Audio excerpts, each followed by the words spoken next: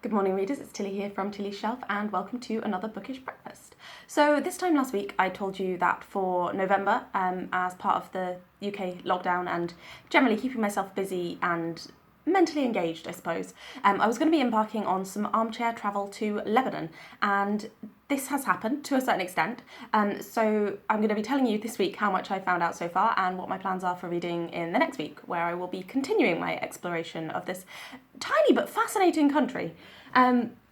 So last week I showed you some of the books that I had that I thought were going to have some kind of reference to Lebanon in them, and I decided to start with the 1943 Stymatsky's Guide to Syria and Lebanon. And I think I wanted to start with this one because it's old and it's kind of cute looking and tiny, and I thought it would be a real curiosity. But what it is, it's a real slap in the face about like European colonialism at the time. It's just like it, I really should have predicted it. Like, it's from the 1940s, at a time when the area was occupied by armies because of the effects of the Second World War. But I kind of thought it would tell me like loads of curious travel facts from the time, but so far it really hasn't. I've only read the first like little chunk because I decided that I wasn't really giving Syria or Lebanon fair treatment by having this as my introduction to them. It does do quite a good summary of the history. It spends a whole lot of time talking about all of the different empires that came in succession through the region, in the thousands of years BC. When it gets into the 20th century, it becomes quite brisk and vague. Basically just says, they tried to establish an independent state and then the French took over. Like, reading between the lines there, I feel like possibly the French taking over wasn't the most desirable thing at the time for the population, but I don't know. This is my only source so far for that period. It takes this attitude of like, it literally says at one point, and I don't know where it says it, that this country inevitably falls apart when there's not a larger empire looking after it. So it's justifiable that we look after it. It's just, yeah, really weird attitudes from the time. And also there's a lot of very detailed description of like the geography of the area, but not as in like, oh, look at this beautiful nature, which is what you would expect from a modern guidebook. Instead, it's like there are such and such a number of hectares of agricultural land that are not currently being exploited. So, in future, agriculture will need to be progressed in these specific regions, which is just, I don't know, it's kind of horrible to think of like they were writing, ostensibly it's a guidebook, but they were actually writing like instructions for how to exploit the land more effectively. So I decided to give that one a little break. It is weirdly interesting, so I might read some more of it, but it's definitely not a good way to learn about the countries, particularly like in the modern era. So that got me thinking about like how different it was from a modern guidebook, and how much when I'm planning a trip, I always love to kind of armchair travel with a modern guidebook, and I have got guidebooks for places that I haven't ended up going to just because I wanted to plan a trip there. So I normally would go with either The Lonely Planet or The Rough Guide. So I went to see like whether there were any guidebooks provided by these people. And the Rough Guide, there is no Rough Guide to Lebanon. There is a Rough Guide to the Middle East, which is a huge area. So I decided, that was not of interest because it's way too broad. The Lonely Planet guidebook that covers Lebanon is a Lonely Guide to Lebanon and Syria that was published in 2008. So that's just a tiny bit out of date, probably.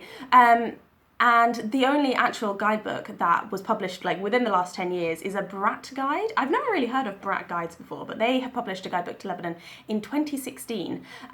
And I just find it really weird because I know that it's a country that's gone through some economic and political turmoil. We've heard about protests that have been happening since 2019. I know there were some other issues kind of in the lead up to that time as well. But I feel like it's not a place that has been unvisitable for that length of time. And yeah, I don't know whether it's just because it's such a small country that the guidebook would be a little bit too much of a niche interest. I don't know. But anyway, this Brat guide was available for like £3. So yeah, might have got myself one of those. It's not here yet. But anyway, thinking about like why there wasn't a guidebook to this country that is generally, I think, regarded as being like a a beautiful and interesting place, I started thinking more about like the modern situation. So I was looking at some books that I have that talk about Lebanon specifically in the light of the refugee crisis, and they generally speak about it in terms of numbers of refugees that Lebanon has taken from Syria. So this is The New Odyssey by Patrick Kingsley, and this is Refuge, Transforming a Broken Refugee System by Betts and Collier.